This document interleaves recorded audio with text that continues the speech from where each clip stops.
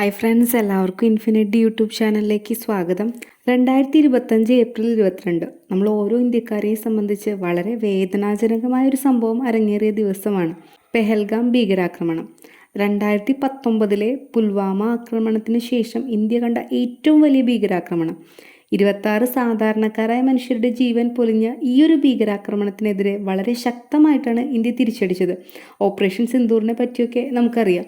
അപ്പോൾ ഇന്ന് നമ്മൾ ഈ ഒരു ഇൻസിഡൻറ്റിനെ പറ്റിയും അതിൻ്റെ ഭാഗമായിട്ട് ഇന്ത്യ നടത്തിയ ഡിഫറെൻറ്റ് ഓപ്പറേഷൻസിനെ പറ്റിയും അതുപോലെ തന്നെ ഇതിനുപയോഗിച്ച നമ്മുടെ അത്യാധുനിക മിലിറ്ററി എക്യുപ്മെൻസിനെ പറ്റിയൊക്കെ വിശദമായിട്ടൊന്ന് നോക്കാം. 2025 ഏപ്രിൽ 22 പെഹൽഗാം ഭീകരാക്രമണം നടക്കുന്നു. ജമ്മു കാശ്മീരിലെ അനന്ത്നാഗ് ജില്ലയിലാണ് പെഹൽഗാം സ്ഥിതി ചെയ്യുന്നത്. മിനി സ്വിറ്റ്സർലാൻഡ്, ആട്ടിടയന്മാരുടെ താഴ്വര എന്നൊക്കെ അറിയപ്പെടുന്ന പെഹൽഗാം വളരെ മനോഹരമായൊരു സ്ഥലമാണ്. ഈ പെഹൽഗാമിൽ നിന്ന് ബൈസരൺ വാലിയിലേക്ക് ട്രക്കിങ്ങിന് പോയ 26 നിഷ്കളങ്കരായ മനുഷ്യരെയാണ് ഈ തീവ്രവാദികൾ വകവരുത്തിയത്.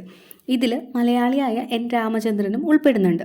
തൊട്ടടുത്ത ദിവസം 2025 ഏപ്രിൽ 23 പെഹൽഗാം ഭീകരാക്രമണത്തിന് പിന്നാലെ വളരെ ശക്തമായ നിലപാട് ഇന്ത്യ എടുക്കുകയാണ്. ഇന്ത്യ സിന്ധു നദീജല കരാർ റദ്ദാക്കും. അതുപോലെ ഇതിന്റെ ഭാഗമായിട്ട് പാകിസ്ഥാനാണെങ്കിൽ ഷിംല കരാർ ഉൾപ്പെടെ മറ്റു കരാറുകളൊക്കെ മരവിപ്പിക്കുകയും ചെയ്യും. സിന്ധു നദീജല കരാറിനെ കുറിച്ചൊന്ന് പറയാം. 1960 സെപ്റ്റംബർ 19 ഈ ഒരു കരാർ സൈൻ ചെയ്തത്. നമ്മുടെ Indian prime minister Jawaharlal Nehru, Pakistan president Ayub ഖാനുമാണ് ഇതിൽ ഒപ്പുവെക്കുന്നത്. ഇതിന് മധ്യസ്ഥത വഹിച്ചത് നമ്മുടെ വേൾഡ് ബാങ്കാണ്. സിന്ധു നദിയും അതിൻ്റെ പോഷക നദികളും അതിലെ ജലത്തിൻ്റെ വിഹിതം, അതായത് 20% ഇന്ത്യക്കും 80% പാകിസ്ഥാനാണ്. ഇന്ത്യയുടെ ഭാഗത്ത് വരുന്ന റിവേഴ്സ് എന്ന് പറയുന്നത് ബിയാസ്, രവി, സത്ലജ് ആണ്. പാകിസ്ഥാൻ ഉപയോഗിക്കാനുള്ള റിവേഴ്സ് എന്ന് പറയുന്നത് സിന്ധു, ചെനാബ്, ചല്ല. അപ്പം ഇങ്ങനെ ഒരു ഏഷ്യയിലെ തന്നെ ഏറ്റവും വലിയ അതിർത്തി കടന്നുള്ളൊരു ജലപങ്കിടൽ കരാറാണ് സിന്ധു നദീജല കരാർ. അപ്പോൾ ഇന്ത്യ ഇത് റദ്ദ് ചെയ്യും. ഇനി ഷിംല കരാർ എന്ന് പറഞ്ഞിട്ടുണ്ടെങ്കിൽ 1972 ജൂലൈ 2 സൈൻ ചെയ്യുന്നത്. നമ്മുടെ ഇന്ത്യൻ പ്രധാനമന്ത്രിയായ ഇന്ദിരാഗാന്ധിയും അതുപോലെ തന്നെ പാകിസ്ഥാൻ പ്രസിഡന്റ് സുൽഫിക്കർ അലി ഭൂട്ടോയുമാണ് സൈൻ ചെയ്യുന്നത്. 1971 ഇന്ത്യ പാകിസ്ഥാൻ യുദ്ധത്തിന് ശേഷം അതിർത്തിയിലുള്ള സമാധാനത്തിൻ്റെ ഭാഗമായിട്ടുണ്ടായ ഉടമ്പടിയാണ് സിംല കരാർ. അപ്പോൾ ഈ രണ്ട് കരാറുകളും മരവിപ്പിക്കുകയാണ് ഉണ്ടായത്. ഈ സിന്ധു നദീജല കരാർ ഇന്ത്യ മരവിപ്പിക്കാൻ തീരുമാനിച്ചതിന് പിന്നാലെ തുറന്നു വിടാനായിട്ട് തീരുമാനിച്ച ഡാമാണ് ചെല്ലം നദിക്ക് കുറുകെയുള്ള ഉറി ഡാം. ഈ ഒരു സമയത്തൊക്കെ അതിർത്തിയിൽ പാകിസ്ഥാൻ പ്രകോപനം ഇങ്ങനെ തുടർന്നുകൊണ്ടിരിക്കുകയാണ്. അങ്ങനെ finally 2025 May 7 operation Sindoor India execute ചെയ്യുന്നു. അപ്പം എന്താണ് ഓപ്പറേഷൻ സിന്ദൂർ? പെഹൽഗാം ഭീകരാക്രമണത്തിന് മറുപടിയായി ഇന്ത്യ നടത്തിയ മിന്നലാക്രമണമാണ് ഓപ്പറേഷൻ സിന്ദൂർ. ഇന്ത്യയുടെ കര, നാവിക, വ്യോമസേനകൾ സംയുക്തമായിട്ടാണ് ഈ ഒരു ആക്രമണം നടത്തിയത്. ഈ ഓപ്പറേഷൻ സിന്ദൂർ എന്ന പേര് സജസ്റ്റ് ചെയ്തത് നമ്മുടെ പ്രധാനമന്ത്രി നരേന്ദ്രമോദിയാണ്. ഓപ്പറേഷൻ സിന്ദൂറിൻ്റെ ഈ ഒരു ലോഗോ ഡിസൈൻ ചെയ്തത് ലഫ്റ്റനന്റ് കേണൽ ഹർഷ് ഗുപ്തയും അതുപോലെ തന്നെ ഹവിൽദാർ സുരീന്ദർ സിംഗും ചേർന്നിട്ടാണ്. ഓപ്പറേഷൻ സിന്ദൂറിൻ്റെ ഭാഗമായിട്ട് പാകിസ്ഥാനിലെയും പാക് അധിനിവേശ കാശ്മീരിലെയും 9 ഭീകര പ്രവർത്തന കേന്ദ്രങ്ങൾ ഇന്ത്യ തകർക്കുകയാണ് ഉണ്ടായത്. അത് ഏതൊക്കെയാണെന്ന് ഞാനൊന്ന് ജസ്റ്റ് പറയാം. മുസാഫറാബാദിലുള്ള 2 ലൊക്കേഷൻ, പിന്നീട് കോട്ട്ലി, ഗുൽപൂർ, ബിംബേർ, സിയാൽകോട്ട്, ചാക്കമരു, മുരിഡിക്ക്, ബാവാൽപൂർ. അങ്ങനെ ഈ 9 കേന്ദ്രങ്ങൾ ഇന്ത്യ തകർത്തു. 1971 ശേഷം ആദ്യമായിട്ടാണ് ഇന്ത്യ അതിർത്തി കടന്ന് ഇത്തരത്തിലൊരു ആക്രമണം നടത്തുന്നത്. ഈ ഒരു ആക്രമണത്തിന് വേണ്ടിയിട്ട് ഇന്ത്യയുടെ റഫാൽ, മിറാഷ് യുദ്ധവിമാനങ്ങളാണ് ഉപയോഗിച്ചത്. ഈ യുദ്ധവിമാനങ്ങൾ ഇന്ത്യ വാങ്ങിയത് ഫ്രാൻസിൽ നിന്നാണ് കേട്ടോ. ഇനി വളരെ പ്രിസൈസ് ആയിട്ട് ആ ഒരു ഭീകരപ്രവർത്തന കേന്ദ്രങ്ങൾ തകർക്കാനായിട്ട് നമ്മൾ ഉപയോഗിച്ച മിസൈലാണ് സ്കാൽപ്പ് മിസൈൽ. ആകാശത്തുനിന്ന് വിക്ഷേപിക്കുന്ന ക്രൂയിസ് മിസൈലാണ് സ്കാൽപ്പ്. സ്ട്രോം ഷാഡോ എന്ന അപരനാമത്തിൽ അറിയപ്പെടുന്ന ഒരു മിസൈൽ കൂടിയാണിത്. ഈ മിസൈൽ നിർമ്മിച്ചിരിക്കുന്നത് യൂറോപ്യൻ കമ്പനിയായ MBDA ആണ്. ഇതിനു പുറമെ നമ്മൾ AASM ഹാമർ ബോംബ് കൂടി ഉപയോഗിച്ചിട്ടുണ്ടായിരുന്നു. ഇതൊരു modular air to ground weapon ആണ്. ഓപ്പറേഷൻ സിന്ദൂറിന് പകരമായിട്ട് പാകിസ്ഥാൻ തിരിച്ചടിച്ച ഡ്രോൺ മിസൈൽ ആക്രമണങ്ങളിൽ നിന്ന് പ്രതിരോധത്തിനായിട്ട് ഇന്ത്യ ഉപയോഗിച്ച സുദർശന ചക്ര എന്ന പേരിൽ അറിയപ്പെടുന്ന വ്യോമയാന പ്രതിരോധ സംവിധാനമാണ് S-400 ട്രയംഫ്. ഈ ഒരു സംവിധാനം നമ്മൾ റഷ്യയിൽ നിന്നാണ് വാങ്ങിയത്. 2018 നമ്മുടെ പ്രധാനമന്ത്രി മോദിജിയും അതുപോലെ തന്നെ റഷ്യൻ പ്രസിഡന്റ് വ്ളാഡിമിർ പുടിനും തമ്മിൽ ഒരു കരാർ ഉണ്ടാക്കി. ഏകദേശം 543 കോടി രൂപയുടെ ഈ ഒരു കരാർ പ്രകാരം 5 എണ്ണമാണ് നമ്മൾ ഓർഡർ ചെയ്തത്. അതിൽ 3 എണ്ണം നമുക്ക് ലഭിച്ചു. 2021 പഞ്ചാബിലാണ് ഇതിൻ്റെ ആദ്യത്തെ യൂണിറ്റ് സ്ഥാപിക്കപ്പെട്ടത്. അപ്പോൾ ഈ S-400 ട്രയംഫ് അല്ലെങ്കിൽ സുദർശന ചക്രയെ പറ്റി ഒന്ന് പറയാം. ഇതിൻ്റെ ഒരു യൂണിറ്റിൽ 112 മിസൈലാണ് വരുന്നത്. ഇത് ഏകദേശം 600 കിലോമീറ്റർ ദൂരപരിധിയിൽ ഒരേ സമയം 36 ഭീഷണികളെ നേരിടുന്ന ഭൂതല വ്യോമതല മിസൈലാണ്. ഇതിൻ്റെ ദൂരപരിധി എന്ന് പറയുന്നത് 400 കിലോമീറ്റർ ആണ്. നമ്മുടെ അതിർത്തിയിൽ ഉണ്ടായിരുന്ന പാകിസ്ഥാൻ പ്രകോപനങ്ങളൊക്കെ തിരിച്ചറിയാനായിട്ട് നമ്മളൊരു ഡ്രോൺ സംവിധാനം ഉപയോഗിച്ചു.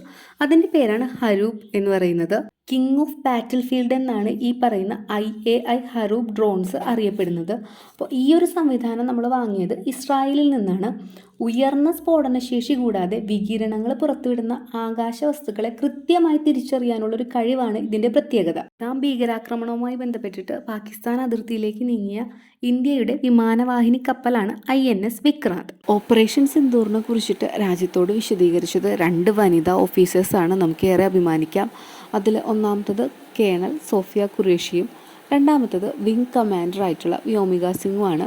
ഈ പെഹൽഗാം ഭീകരാക്രമണത്തിൻ്റെ ഭാഗമായിട്ട് ഓപ്പറേഷൻ സിന്ദൂർ മാത്രമല്ല നടന്നത്, മറ്റു പല ഓപ്പറേഷൻസും ഇന്ത്യൻ ഫോഴ്സസ് കണ്ടക്ട് ചെയ്തിട്ടുണ്ടായിരുന്നു. അതെന്തൊക്കെയാണെന്ന് നോക്കാം. അതിൽ ഒന്നാമത്തതാണ് ആക്രമൺ എന്ന് പറയുന്നത്. ആക്രമൺ എന്ന് വെച്ചിട്ടുണ്ടെങ്കിൽ പെഹൽഗാം ഭീകരാക്രമണത്തിന് ശേഷം വ്യോമസേന നടത്തിയ ആകാശ അഭ്യാസ പ്രകടനത്തിന് നൽകിയ പേരാണ്. അടുത്തതാണ് ഓപ്പറേഷൻ അഭ്യാസ്. അതായത് പെഹൽഗാം ഭീകരാക്രമണത്തിന് ശേഷം ഒരു യുദ്ധ സാഹചര്യമൊക്കെ നിലനിന്നിട്ടുണ്ടായിരുന്നു. അപ്പോൾ ജനങ്ങൾക്ക് അതിന് വേണ്ടിയിട്ട് അവബോധം കൊടുക്കുന്നതിന് വേണ്ടി നടത്തിയ ഒരു സിവിൽ ഡിഫൻസ് മോക്ക് ഡ്രില്ലാണ് ഓപ്പറേഷൻ അഭ്യാസ്. അടുത്തതാണ് ഓപ്പറേഷൻ കെല്ലർ. ഇതൊരു search and destroy operation by Indian army ആയിരുന്നു. അതായത് ഭീകരാക്രമണത്തിന് തൊട്ടുശേഷം വനത്തിൽ ഒളിച്ചിരുന്ന ഭീകരരെ ലക്ഷ്യമിട്ട് നടത്തിയ സൈനിക നടപടിയാണ് ഓപ്പറേഷൻ കെല്ലർ എന്ന് പറയുന്നത്. അടുത്തതാണ് ഓപ്പറേഷൻ നാദർ. പെഹൽഗാം ഭീകരാക്രമണത്തിന്, അതായത് ഭീകരർ വളരെ കൂളായിട്ട് ജനങ്ങളുടെ ഇടയിലൂടെയൊക്കെ വന്നിട്ടാണ് ഈ ഒരു വെടിവെപ്പ് നടത്തുന്നത്. അപ്പോൾ അതിനു വേണ്ടി അവരെ കുറേ ലോക്കൽസൊക്കെ സഹായിച്ചിട്ടുണ്ടാവും. അപ്പോൾ ഈ ഭീകരാക്രമണത്തിന് ശേഷം നടന്ന ജോയിൻറ്റ് ആൻറ്റി ടെററിസ്റ്റ് ഓപ്പറേഷൻ ആയിരുന്നു ഇത്. ഈ പെഹൽഗാം ഭീകരാക്രമണത്തിന് സഹായിച്ച ആസിഫ് ഷെയ്ഖ് ഉൾപ്പെടെ 3 പേരെ വധിക്കാനായിട്ട് സാധിച്ചിട്ടുണ്ടായിരുന്നു. അടുത്താണ് ബുന്യാൽ ഉർ മർസൂസ്.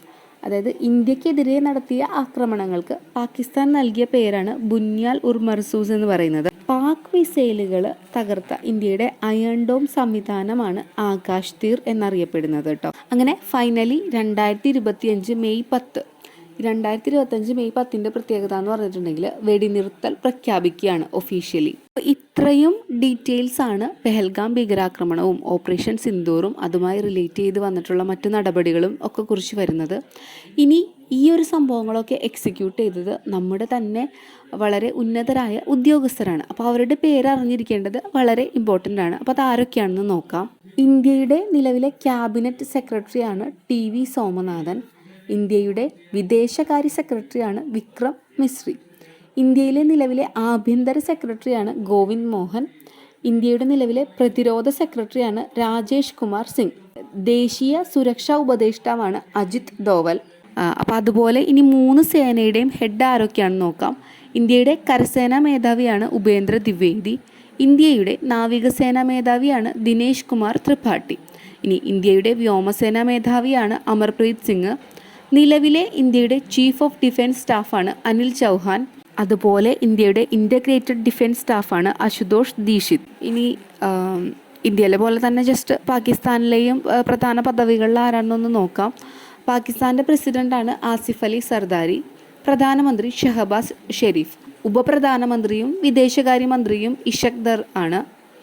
പാകിസ്ഥാൻ്റെ സൈനിക മേധാവിയാണ് അസിം മുനീർ. പാകിസ്ഥാൻ്റെ പ്രതിരോധ മന്ത്രിയാണ് ഖ്വാജ ആസിഫ്. ഈ ഓപ്പറേഷൻ സിന്ദൂറിനെ പറ്റി വിശദീകരിക്കുന്നതിന് വേണ്ടിയിട്ട് വിദേശ രാജ്യത്തേക്ക് നമ്മുടെ പ്രതിനിധി സംഘങ്ങളെ അയച്ചിട്ടുണ്ടായിരുന്നു.